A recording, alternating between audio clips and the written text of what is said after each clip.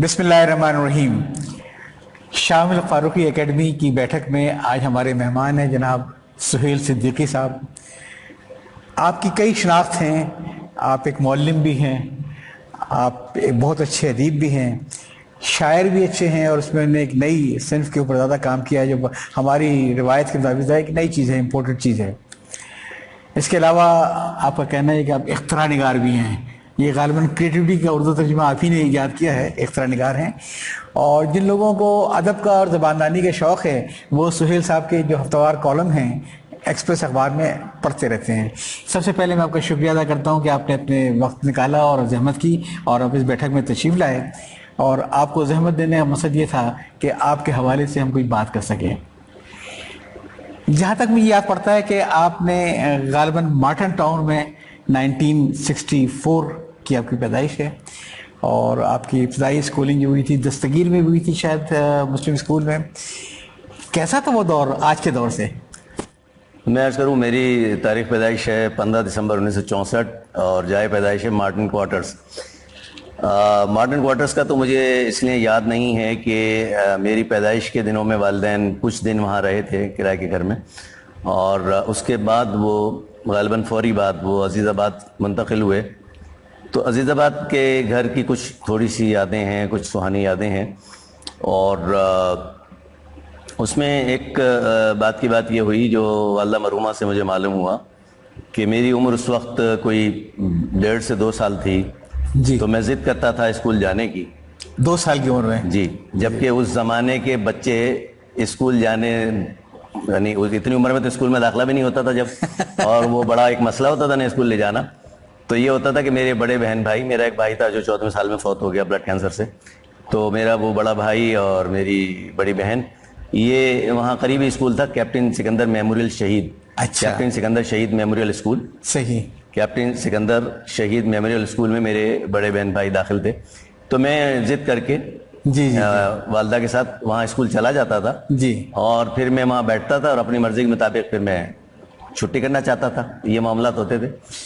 और उस स्कूल के जो बानी और मालिक प्रिंसिपल थे मुबीन अहमद साहब, वो बाद में हमारी जवानी में भी उनसे मुलाकात रही और गालिबन फौत हो चुके, ज़ाहिर है वो उस ज़माने में बूढ़े हो चुके थे जब हम जवान हुए। तो ये कैप्टन सिकंदर उनके भाई का नाम था, मेरा ख्याल 1965 के उसके शहीदों में वो। जी। तो वो एक सिलसिला था कि 1.5-2 साल का बच्चा स्कूल जाने की जिद करे और वो जाए, वो उस ज़माने में एक अनोखी सी बात थी। फिर एक बात जो एक बहुत अजीब सी वो ये कि हरचंद के मैं बहुत संजीदा मिजाज रहा, बचपन में बहुत कम शरारत की, मगर वालिदा मरहूमा से पता चला कि मेरे मिजाज में ऐसी शोखी शरारत थी कि मैं उस उम्र में जब मैंने अभी बोलना शुरू किया था तो वो उस मकान में जो खिड़कियों में वो सलाखें लगी हुई थी तो वो वहाँ मैं वो पकड़ के खड़ा हो जाता था और मैं वहाँ पे आवाज़ लगाता था। वालिदा मरहूमा का नाम तोतली आवाज़ में लेता था, शकीला, सैयदा शकीला खातून मरहूमा मेरी वालिदा। तो मैं चतीला चतीला कहता था। अच्छा। ये वालिदा मरहूमा ने मुझे आखिरी दौर में बताया हंसते हुए। तो थोड़ा सा एक अचंभे की बात है कि एक बच्चा जो भी ठीक से बोलना ना जानता हो वो ऐसा करे। तो वो मिजाज में कहीं कहीं संजीदगी के साथ शिगुफ्ती का उनसुर इस तरह से तो शुरू से था। अच्छा, मुस्लिम स्कूल की आपने बात की। मुस्लिम स्कूल दस्तगीर से मैंने मैट्रिक किया तो वो बहुत बात की बात है और इससे पहले मैं और कुछ स्कूलों में ज़ेर तालीम रहा, मगर ये है कि मैंने 6ठी से मैट्रिक तक मुस्लिम स्कूल में तालीम पाई। मुस्लिम स्कूल के बानी हमारे बहुत मशहूर सियासी समाजी रहनुमा थे आज़ाद बिन हैदर मरहूम। जी जी जी, बड़ा उनका बहुत नाम है कराची के अंदर। तो उन्होंने ये कायम किया था स्कूल और जब भुट्टो साहब ने कौमी आ लिया तो वो स्कूल भी ज़ाहिर है उनके हाथ से गया।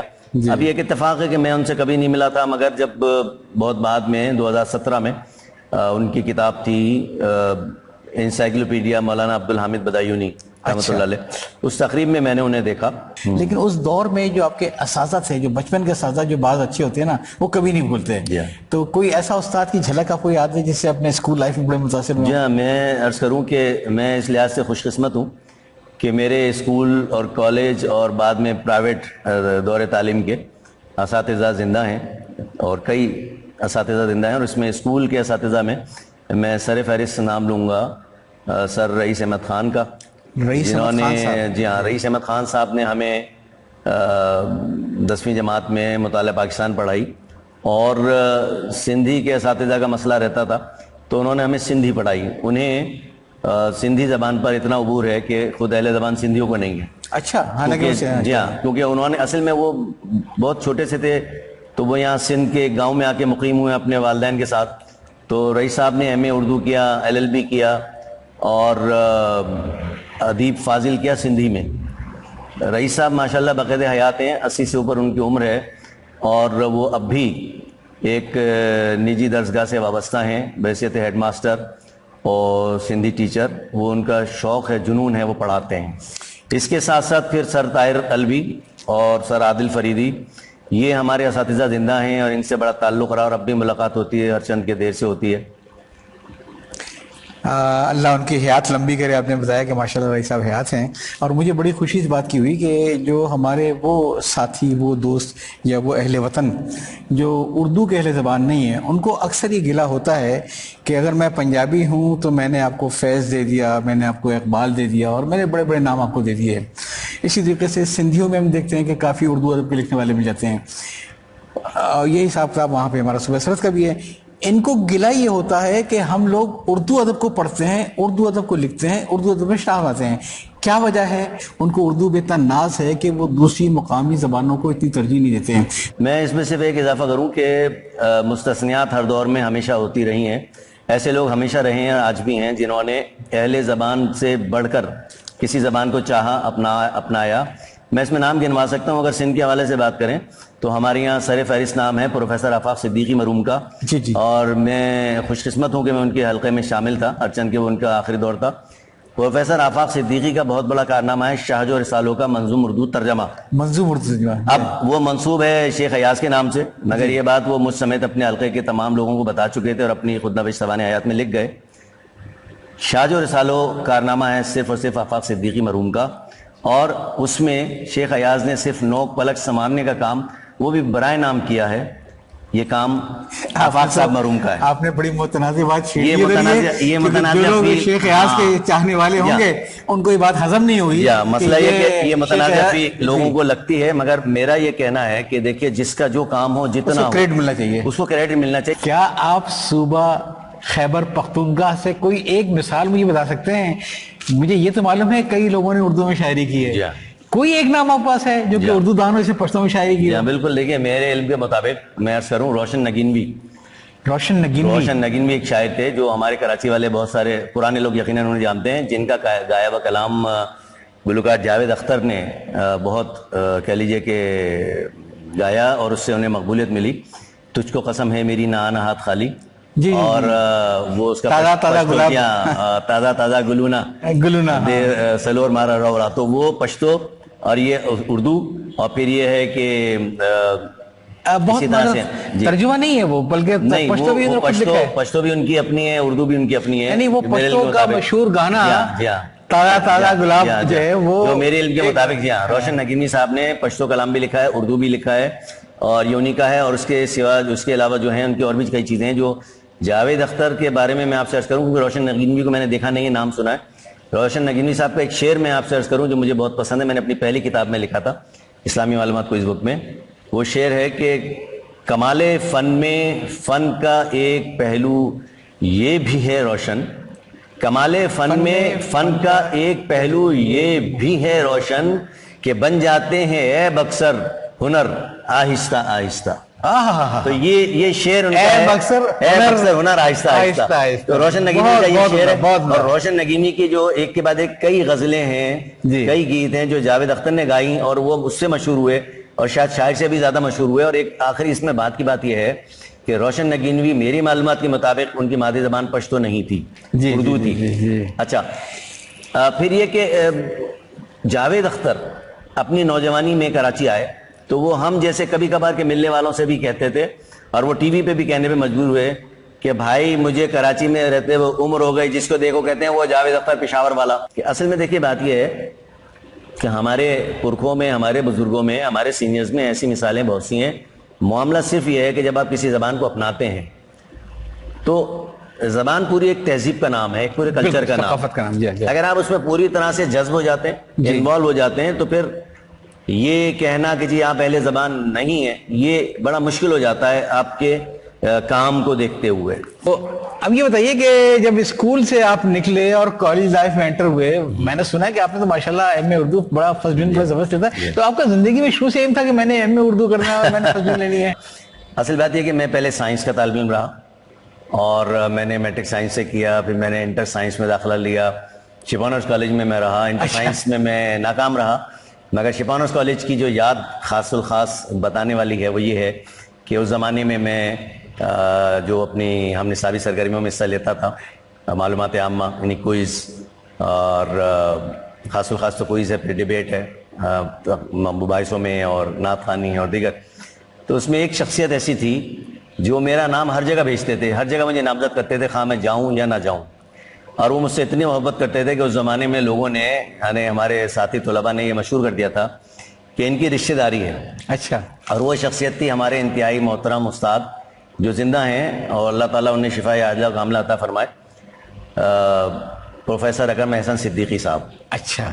یہ پروفیسر ڈاکٹر اسلم فروخی مرحوم کے چھوٹے بھائی ہیں. جی جی جی. تو لوگوں نے یہ مشہور کرنے کی کوشش کی مزاحن کہ چونکہ وہ بھی صدیقی ہیں یہ بھی صدیقی ہیں, یہ رشتہ داری ہے, تو ہر جگہ سہیل کا نام بھیج دیتے ہیں, یہ جائے نہیں جائے.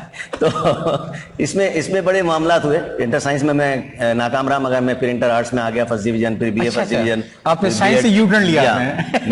میں بالکل, کیونکہ میں نے بہت اس کا اچھی طرح تجزیہ کیا کہ سائنس میرے بس کی نہیں ہے جی, اور وہ سارا رٹا مارنے کے بعد بھی اب میں حالات سے نبرد آزما نہیں ہو پا رہا ہوں, میں یہاں سے نکلوں کچھ کروں. بہرحال آپ کی اس بات سے میں اپنے نوجوان ساتھی سے کہوں گے, دیکھیں اس میں سیکھنے کی چیز ہے کہ ہر چیز ہر آدمی کے بس کی نہیں ہوتی ہے, اللہ نے الگ الگ کوالٹیز دی ہیں, ہمت نہیں ہارے ہیں. اگر آپ یہ سمجھ گئے ہیں کہ یہ آپ کے بس کی نہیں ہے تو آپ فیصلہ صحیح کریں اور صحیح لائن میں آ جائیں. بالکل ایسے. میں صرف ایک بات اس میں اور اضافہ کرنا چاہتا ہوں کہ جب میں نے طے کیا کہ میں اب آرٹ سے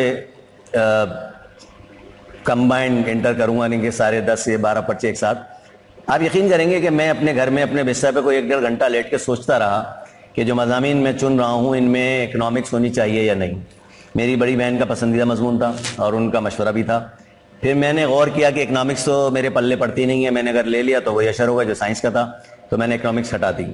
میں نے جناب اردو جو اردو ایڈوانس کہلاتی تھی, اعلیٰ ثانوی درجے کی اردو, اور علم مدنیت سوکس اور فارسی کا انتخاب کیا. فارسی میں میرے بحمداللہ بہت اچھے نمبر آئے, اور اس میں میرے اساتذہ کی بھی محنت کا داخلہ ہے. جو ہمارے اسکول کے استاد تھے اصغر حسین صاحب, انہوں نے مجھے پڑھایا, یعنی اس زمانے میں پرائیویٹ ٹیوشن پڑھائی بلا معاوضہ. پھر ان سے بڑھ کر جو میرے کام آئے اور جو عالم اس وقت پاکستان کے سب سے بزرگ مفتی اور عالم ہیں اور سینئر موسٹ براڈ کاسٹر ہیں, مفتی محمد اطہر نعیمی صاحب.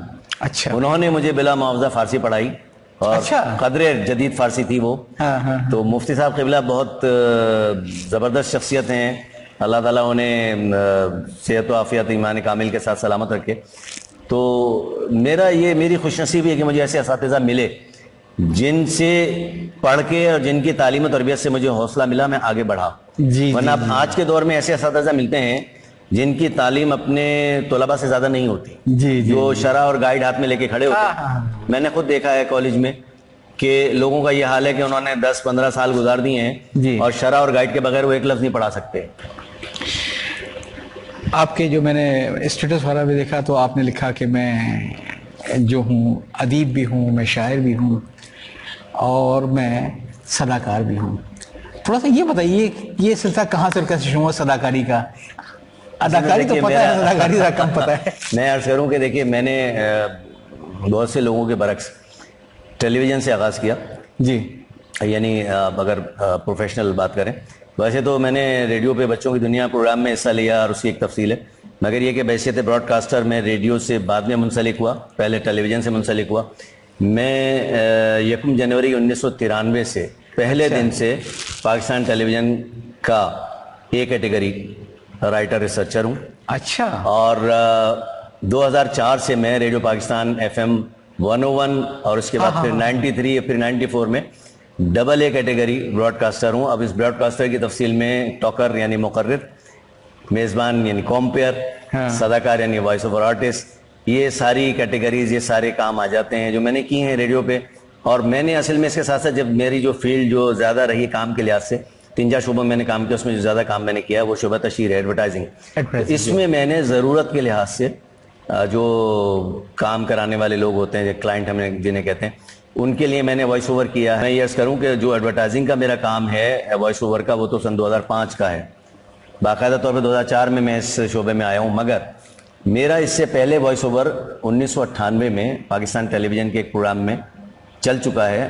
اور اس پروگرام میں جو یعنی مختلف پروگراموں کی تقاریب کی جھلکیاں تھیں, اس میں جو خاص الخاص جو یادگار تھا وہ تھا ڈاکٹر عبد القدیر خان مرحوم کا ایک پروگرام میں یہاں بحیثیت مہمان خصوصی آنا اور تقریر کرنا. تو وہ میرا وائس اوور پہلی دفعہ آن ایئر گیا 1998 میں. 1993 سے میں پاکستان ٹیلی ویژن سے وابستہ تھا, اور نوکری اس زمانے میری بینک میں تھی. میں 11 سال بینک میں رہا 1990 سے سن 2001. تو جو وائس اوور کا یا صداکاری کا جو کام ہے وہ ساتھ ساتھ چلتا رہا. پھر میں ریڈیو پہ آ گیا, تو میں نے ریڈیو پہ باقاعدہ دینی پروگرام سے آغاز کیا. روشنی کے دریچے میرا پروگرام بہت مشہور ہوا, رمضان شریف میں روزانہ ایک تقریر, اور بعد میں پھر دعوت فکر و عمل. یہ میرے 2 پروگرام کل ملا کے 17 یا 18 سال چل چکے ہیں. اچھا. اور یہ پاپولر فیڈ بیک پہ یعنی لوگ پسند کرتے ہیں, نشے مقرر ہوتے ہیں. تو بحمداللہ میرا یہ اعزاز ہے کہ نہ صرف میں AA کیٹیگری براڈ کاسٹر ہوں, بلکہ میں اس وقت پاکستان میں تمام FM چینلز میں سب سے کامیاب دینی مقرر بھی ہوں. اچھا, تو میری تو جنریشن وہ ہے جو ریڈیو کے ساتھ جس نے آنکھیں کھولی تھیں. ظاہر آپ کی طرح کا ہمیں موقع تو نہیں ملا, لیکن یہ یاد ہے کہ اتوار کی کوئی صبح ہو اور حامد میاں کہنا سنا جائے تو عجیب سی بات تھی. اور کوئی رات کو جو ڈرامے چلتے تھے, بزم طلبہ چلتی تھی, اسٹوڈیو نمبر 9. جی. اور پھر وہ ایک جشن طلبہ میں ایک الگ ہی دنیا تھی پوری, کہ آواز سے آپ لوگوں کو, کرداروں کو پہچانتے تھے. تو اس میں بچوں کی دنیا سے کم سے کم میری جنریشن کافی متاثر تھی. کیا منی باجی کو کبھی قریب سے دیکھنے کا موقع ملا آپ کو؟ بہت ظاہر ہے, بہت. ہم تو ظاہر ہے کہ بچوں کی دنیا کی بہت سے پروگراموں میں شریک ہوئے, تو وہاں تو جب پہنچتے تھے تو عموماً سب سے پہلے جس شخص سے ملاقات ہوتی تھی وہ منی باجی ہوا کرتی تھی. وہ وقت کی بہت پابند تھی جی. اور آج شاید بہت سے لوگوں کو بات عجیب لگتی ہو, خاص طور پہ جو لوگ ٹی وی پہ ڈرامہ کر رہے ہیں جی, تو ان کے لیے تو بات انوکھی ہوگی کہ جس شخصیت کے گرد پورا پروگرام بنا ہوا ہو. منی باجی تو پروگرام کی یعنی محور تھیں گویا. وہ عموماً سب سے پہلے پہنچتی تھی. اچھا. پروگرام مثال کے طور پر اگر 8 بجے یا 9 بجے شروع ہونا ہے تو وہ اس سے آدھا گھنٹہ یا 15-20 منٹ پہلے پہنچی ہوتی. بڑی مختلف قسم کی خاتون تھیں جو کسی بھی بات پہ اچانک خفا بھی ہو جاتی تھی اور تھوڑی دیر میں وہ راضی بھی ہو جاتی تھی, اور وہ ہنستی کھیلتی بات بھی کر رہی ہوتی تھیں. اور ان کا یعنی ان کی مصنوعی خفگی یا ان کا خفا ہونا بھی ان کے جو ساتھ اور ارد کے بچے ہوتے تھے وہ سمجھتے تھے جی. تو منی باجی بڑی ایک یعنی آج کل کے حساب سے بڑی مختلف اور بڑی یعنی کہہ لیجئے کہ جدا قسم کی شخصیت تھیں جو اب لوگ اس طرح کے نہیں ہوتے. اچھا, پھر مدتوں بعد میں ان کے بھائی مقصود بھائی سے بھی ملا ہوں ٹیلی ویژن میں, اور پھر وہ ہاتھ ملانے کے حد تک اکا دکا. مگر یہ کہ میں صرف یہ عرض کر رہا ہوں کہ اس زمانے میں جب آپ نے ایسے فرمایا نا کہ ریڈیو ہی سب کچھ تھا, جی, ٹیلی ویژن کو بھی وہ مقام حاصل نہیں تھا. اس زمانے میں کوئی مشہور ہو, مقبول ہو بچوں اور بڑوں میں بیک وقت, تو اس کا ایسا وقت کا پابند ہونا اور اس کا گھل مل جانا, یہ دونوں باتیں آج کل کے حساب سے بہت محال ہے, بہت ناممکن سی ہیں کہ لگے. تو ان کا بھی میں نے یہی دیکھا. بھائی اگر آپ کسی کے سلام کا جواب دے دیں گے تو کیا آپ سے ادھار مانگ لے گا, یا آپ کو پکڑ لے گا, یا گلے کا ہار بن جائے گا, یا کیا ہوگا؟ تو ہمارے یہاں تو اخلاق کا معاملہ یہ ہے لوگوں کا. میں اصل بات پہ واپس آتا ہوں کہ ریڈیو اور ٹیلی ویژن دونوں میں یا شوبز میں آگے دیکھیں, اب ایسے لوگ آپ کو ڈھونڈے سے مشکل سے ملیں گے جن میں اخلاق باقی ہو. جی. یہ ہے. منی باجی کے بارے میں نے ایک بات پڑھی تھی, اور وہ یہ تھی کہ آپ کو پتہ ہے ان کے قد کا مسئلہ, تو بتاتی ہیں کہ بچپن میں وہ کافی کمپلیکس کا شکار تھی اپنے قد کی وجہ سے, کیونکہ ہر آدمی ان کو گھورتا تھا, ان کا مذاق اڑاتا تھا, تو وہ اپنے کمرے سے باہر نہیں نکلتی تھیں. اور پھر وہ کریڈٹ دیتے ہیں اپنے والد صاحب کو کہ وہ زبردستی ان کو لے کے جاتے تھے مختلف جگہوں پہ, پبلک پلیس پہ, مسجد, مندر, یہاں وہاں, اور جو معذور لوگ بیٹھے ہوتے تھے جن کے 2 ہاتھ نہیں 2 پاؤں نہیں, ان سے وہ دلواتے تھے, ان کے ہاتھ سے بھیک دلواتے تھے. تو کہنے اس سے میرے اندر اتنا اعتماد آیا کہ میں بہتوں سے بہتر ہوں. تو وہ لڑکی جو کہ بند تھی اپنے کمرے کے اندر اپنے قد کی وجہ سے, اس کے باپ نے جب دکھایا کہ زندگی میں اور بھی چیزیں بکھری ہوئی ہیں, تو پھر میرا خیال ہے کہ وہ اس میں اتنا اعتماد آیا کہ وہ دوسرے بچوں کے لیے بھی ایک مشعل راہ بنی. ایسا ہی ہے نا؟ بالکل جی. اچھا چلیں تھوڑا سا انٹرویو طویل ہو رہا ہے, کچھ اپنی شاعری کی بات ہو جائے. شاعری میں تو بہت ساری فیلڈ ہے, آپ نے ایک اور میں بڑا اسپیشلائز کیا جس میں ذرا شاعر ملتے ہیں, اچھے ملتے ہیں, کم کم ملتے ہیں, ہائیکو. دیکھیں ہائیکو شاعری کے بارے میں عرض کروں کہ میرا اس سے تعلق اس طرح ہوا کہ میں اپنے طالب علمی کے زمانے میں امریکن سینٹر, برٹش کاؤنسل اور جاپان کلچرل سینٹر کی لائبریریز کا رکن تھا. جی. کتب خانوں میں نے رکنیت حاصل کی, میں پڑھنے کے شوق میں جایا کرتا تھا, کتابیں وہاں سے جاری کراتا تھا. پھر شدہ یہ ہوا کہ ایک جاپانی جہاز آیا عالمی دورے پہ, وہ ہر 2 سال میں ایک دفعہ آتا تھا, 2 مرتبہ یہاں آیا. کتابوں کا ملا نہیں, وہ جہاز صرف ویسے گھومنے نکلتا تھا دنیا. تو 1985 میں وہ جہاز پہلی دفعہ پاکستان آیا, کراچی آیا. تو 1985 میں میں ان کی لائبریری کا رکن بنا, جاپان کلچرل سینٹر جو جاپنیز کونسولیٹ کا. میں نے وہاں جب کتابیں پڑھی تو اس میں مجھے ہائیکو سے تعارف ہوا, اور وہ تمام کی تمام کتب یا تو جاپنیز میں تھیں یا انگلش میں تھیں. اور پڑھتے پڑھتے چونکہ میں نے فرینچ سیکھی ہے تو میں نے وہاں دیکھا کہ جی فرینچ ہائیکو بھی موجود ہے, اچھا, اور زبانوں میں بھی ہائیکو موجود ہے. جی. تو میں نے پھر بعد میں فرینچ سے براہ راست تراجم کیے, اور میرا ادبی دنیا میں داخلہ بھی اس سے ہی ہوا, وہ ایک تفصیل ہے. میں ابھی ہائیکو کی بات کرتا ہوں. اچھا, سب سے پہلی بات تو یہ کہ یہ نام HAIKU ہائیکو ہے. ہمارے یہاں جو شعر کہتے ہیں, جو اس میں تبازمائی کر رہے ہیں, وہ بھی ہائیکو کہہ رہے ہوتے ہیں, غلط ہے. تو ہائیکو کا مختصر مفہوم اگر دیکھیں لغوی اعتبار سے تو وہ ہے کوئی پرلطف بات, کوئی شگفتہ بات. فطرت سے اس کا بڑا گہرا تعلق ہے. اچھا, اب ہمارے یہاں لوگ اس پہ بلا وجہ جو اعتراضات کرتے رہے, بڑی اس کی تفصیل ہے. اس میں صرف جو موٹی سی بات ہے وہ یہ ہے, لوگوں نے کہا کہ ہمارے یہاں تو فطرت نگاری ہے ہی نہیں, ہمارے یہاں تو مناظر پہ الگ سے کچھ کہنے کا کوئی مزاج ہے ہی نہیں. میں نے اس کی باقاعدہ تردید کی, میں نے اس پہ لکھا.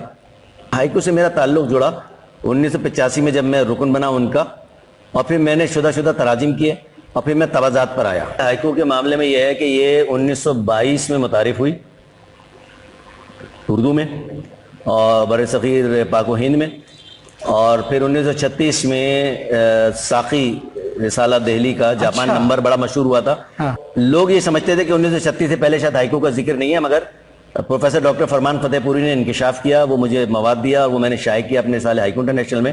1922 میں پہلا مضمون شائع ہوا تھا جس میں ہائیکو سمیت جاپانی اصناف کا تعارف تھا. تو 1922 پھر 1936 پھر تراجم کا دور, پھر 1963 میں جا کے جبکہ تبازات یعنی اوریجنل ہائیکو کے کچھ تجربے ہو چکے تھے, 1963 میں مرحوم محسن بھوپالی نے سندھی سے ہائیکو ترجمہ کی, سندھی سے ہائیکو ترجمہ کی. اور وہ یہ سمجھتے رہے, کیا مطلب سندھی میں بھی ہائیکو ہوتی ہے؟ سندھی میں ہائیکو ہوتی ہے. اچھا, یہاں میں یہ عرض کروں کہ اردو سے پہلے سندھی میں تبازات ہائیکو نگاری کا آغاز ہوا, ہائیکو گوئی کا آغاز ہوا. اچھا, سندھی میں پہلے ہوا, اور یہ ایک ہندوستانی شاعر تھے جن کا نام میں بھول جاتا ہوں, رام ان کے نام کا حصہ ہے. تو انہوں نے پہل کی تھی, اور پاکستان میں پہل کی تھی ڈاکٹر تنویر عباسی, ڈاکٹر تنویر عباسی نے, اور ان کے دوستوں میں تھے شیخ ایاز. ٹھیک. اچھا, اب یہ جو شعراء تھے ان کے ایک دوست تھے اردو کے بہت اچھے معتبر شاعر اس وقت کے, پروفیسر آفاق صدیقی. صحیح. تو پہلی اردو ہائیکو تبازات اوریجنل جو ہمارے وجود میں آئی, جو سارے تجارب سے تمام تجربات سے گزرنے کے بعد, وہ 1970 کے لگ بھگ کا واقعہ ہے. وہ ڈاکٹر تنویر عباسی, شیخ ایاز اور پروفیسر آفاق صدیقی کا کارنامہ ہے. اچھا, یہ باقاعدہ یہ لب مہران جو سکھر کا جی بہت مشہور ہے, وہاں یہ لوگ بیٹھے تھے پلہ کھانے, تو انہوں نے آپس میں بات چیت شروع کی. تو اب میں نہیں کہہ سکتا کہ یہ سندھی میں ہو رہی تھی یا اردو میں, کیونکہ آفاق صاحب ماشاءاللہ سندھی میں رواں تھے جیسے میں نے ذکر کیا. تو یہ ہوا کہ جی ہائیکو کہی جائے اردو میں. جی. اب چونکہ تنویر عباسی سندھی میں ہائیکو کہہ چکے تھے, اور پاکستان میں پہلا سندھی شاعر تنویر عباسی ہے, یہ بات بہت سارے سندھی بھی نہیں جانتے. صحیح. ہائیکو میں پہلا سندھی شاعر تنویر عباسی. بھائی میرے سندھی دوستوں سنتے رہو, مجھے یہ شرف حاصل ہے کہ میں نے بہت بعد میں تنویر عباسی کی ہائیکو کا منظوم اردو ترجمہ کیا, جس کو شوق ہو مجھ سے لے سکتا ہے. ہائیکو انٹرنیشنل میں شائع کی ہے. میں نے امداد حسینی کی ہائیکو کا ترجمہ کیا ہے, مرحوم محسن بھوپالی نے کیا ہے, اور آفاق صاحب کی تو خیر تبازات اوریجنل ہائیکو ہم نے شائع کی ہیں, ان کے ساتھ مشاعرے پڑھے. سہیل صاحب باتیں چلتی رہیں گی, مجھے صرف اتنا بتا دیجئے کہ آپ کو اپنے علاوہ ہائیکو میں کون سے شعرا پسند ہیں؟ آپ کا تو مرتبہ اپنی جگہ پہ، جو میرے دل میں ہے وہ آپ کے دل میں ہو یا نہ ہو، ٹھیک ہے؟ اپنے علاوہ آپ مجھے بتائیے آپ کو کون کون سے شاعر پسند ہیں تراجم میں؟ دیکھیے میں آپ سے عرض کروں کہ تبازات اور تراجم دونوں کے حساب سے دیکھا جائے تو ہمارے تو بزرگ تابش دہلوی مرحوم راغب مراد آبادی جیسے بڑے نام اور بہت ساری فہرست ہے، اور اس کے بعد پھر ہمارے ساتھ مشاعرے پڑھنے والے وہ تو بہت سارے نام ہیں. کام اور شعری جہت اور مجموعی طور پہ جو معیار کے لحاظ سے دیکھا جائے تو اقبال حیدر بہت بڑا نام ہے. انہیں سفیر ہائیکو یعنی دی ایمبیسیڈر آف ہائیکو کا لقب ملا تھا جاپان کی حکومت کی طرف سے. یہ کونسل جنرل آف جاپان نے دیا تھا، اس سے سفیر ہائیکو. اور دستاویزی شکل میں سب سے زیادہ کام ہائیکو انٹرنیشنل نے کیا تھا، جو اس خاکسار کا کثیر لسانی رسالہ تھا. اور پھر جب ہم نام گنواتے ہیں تو معیار کے لحاظ سے تو پھر رئیس علوی مرحوم ہیں، وضاحت نسیم ہیں، رخسانہ صبا ہیں، شہاب الدین شہاب ہیں، بہت سوں سے بہت بہتر، بہت علمی درجے کی، بہت اعلیٰ پائی کی یعنی کہہ لیجیے کہ شاعری آپ کو ان کے کلام میں ملے گی. آفتاب مستر ہیں اور ایک بڑی فہرست ہے. اس کے بعد پھر میرا نمبر بھی آتا ہے اور اس کے بعد میرے پھر جونیئرز. آپ کا نمبر نہیں آ گیا بھیا، میرے لیے ممکن آپ اپنا نمبر نکالیں. میں عرض کر رہا تھا کہ میرے پھر جونیئرز ہیں، کیونکہ ظاہر ہے کہ مجھے بھی ایک عرصہ ہو گیا تو پھر میرے جونیئرز ہیں. تو اچھی خاصی تعداد ہے جنہوں نے تبازات اور تراجم دونوں میں بڑا کام کیا ہے. اور ایک صرف آخری بات یہ عرض کروں کہ جو ہم اگر جو کہتے ہیں نا مینشن، جو خاص تذکرے کی بات، تو پہلا بڑا جو ذکر آتا ہے وہ 1936 کا آتا ہے، 1922 کا لوگوں کو پتہ نہیں ہے، وہ میں نے آپ سے عرض کر دیا. دوسرا 1983 میں جاپانی کونسلیٹ نے ہائیکو مشاعرے کی بنیاد ڈالی پروفیسر ڈاکٹر عبدالخیر کشفی مرحوم کے ایما پر، اور اس میں جس شخصیت نے بہت زیادہ حصہ لیا اور وہ باقاعدہ حیات ہیں بیک وقت جاپانی پاکستانی، وہ ہیں ہمارے بہت ہی محترم عزیز عطاکا صاحب، شیگی یوکی عطاکا، محمد عظمت عطاکا صاحب. اور پھر ہائیکو مشاعروں کے کردار کے بعد کوئی آپ دیکھتے ہیں تو وہ اقبال حیدر کا کام ہے، پاکستان ہائیکو سوسائٹی کے بانی، سفیر ہائیکو. اور اس کے ساتھ پھر آپ دستاویزی شکل میں دیکھیں تو ہائیکو انٹرنیشنل کا نام ہے. انٹرویو میں آپ نے ذکر کیا کہ آپ شو میں آپ کا کوئی کوئز وغیرہ کا تھا، اور شاید آپ کی پہلی کتاب بھی کوئز کے اوپر آئی تھی. ذرا بتائیں گے کیا کتنی کتابیں اب تک آئی ہیں آپ کی؟ میں آپ سے عرض کروں کہ میرا پہلا تعارف اگر شہرت کے لحاظ سے دیکھا جائے زمانے طالب علمی کے تو میں کوئز چیمپئن ہوں. میں نیلام گھر کا کار ونر ہوں. 1987 میں میں نے نیلام وہ تو بیچ دی تھی. تو وہ 1987 میں نے جب کار جیتی تو اس وقت وہ کوئز یعنی معلومات عامہ کے شعبے میں ایشیا کا سب سے بڑا انعام تھا. اور اس سے پہلے واٹر کولر ملا کرتے تھے. اس سے پہلے میں نے ڈپارٹمنٹ اسٹور جیتا تھا، اور اس کے آگے پیچھے بھی ٹی وی پہ بھی ریڈیو پہ بھی جگہ جگہ میں نے انعامات جیتے. تو میرا پہلا تعارف تھا کوئز کا. میری پہلی کتاب ہے اسلامی معلومات سوالن جوابن، وہ کوئز بک ہے. اچھا اسی زمانے میں کوئز کے ایک اور جو نابینا تھے، کیا نام تھا؟ حافظ نسیم. حافظ نسیم صاحب بھی. حافظ نسیم نے پہلی کار جیتی تھی، اور یہ بات میں پہلی مرتبہ کسی انٹرویو میں کہہ رہا ہوں.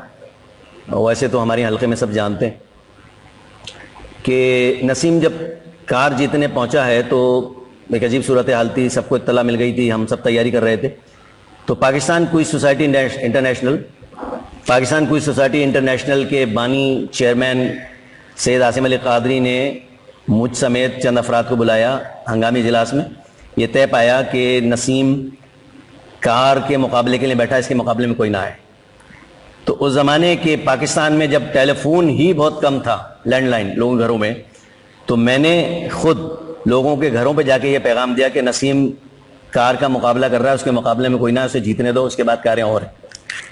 کتنی کتابیں آپ کی اب تک آئی ہیں؟ میری کوئی 5 کتابیں ہیں مختلف متنوع. اس میں پہلی کتاب تو اسلامی معلومات سوالن جوابن کوئز بک تھی. اس کے بعد پھر میری جو مختلف کتابیں ہیں اس میں یہ ہے کہ مشہور اشعار، اردو کے مشہور اشعار ایک جائزہ ایک صاحب کی کتاب پہ میں نے رد تحقیق کاؤنٹر ریسرچ کی. وہ ایک کتابچہ تھا جو اب جب میں نے اس میں نظر ثانی کی ہے تو 200 سے زائد 272 صفحات کی کتاب ہو گئی ہے. اردو کے مشہور اشعار ایک جائزہ، تو وہ رکھی ہوئی ہے کتاب. وہ یعنی کتابچہ تو شائع ہوا، وہ بٹ آ گیا، وہ کتاب ابھی رکھی ہوئی ہے. اس کے بعد پھر میں نے اور کام کیے. اس میں جمال نقوی ہمارے سینئر ہیں، ان کا ہائیکو مجموعہ کلام ہے نغمے سورج دیس کے، اس کا پورا میں نے انگریزی میں منظوم ترجمہ کیا تھا.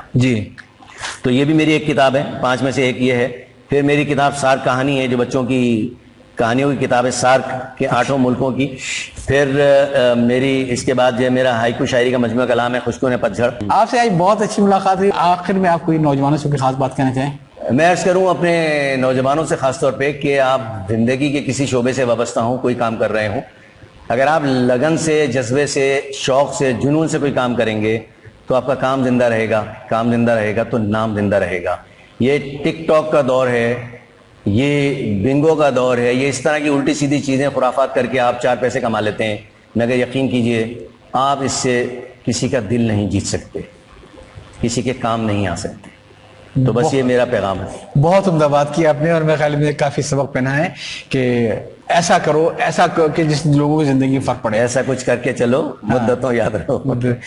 آپ نے زحمت کی، آپ تشریف لائے اس بیٹھک میں آپ کا بہت شکر گزار ہوں، اور میں امید کرتا ہوں کہ آئندہ بھی آپ لاتے رہیں گے۔ یاد چاہتا ہوں، اللہ حافظ۔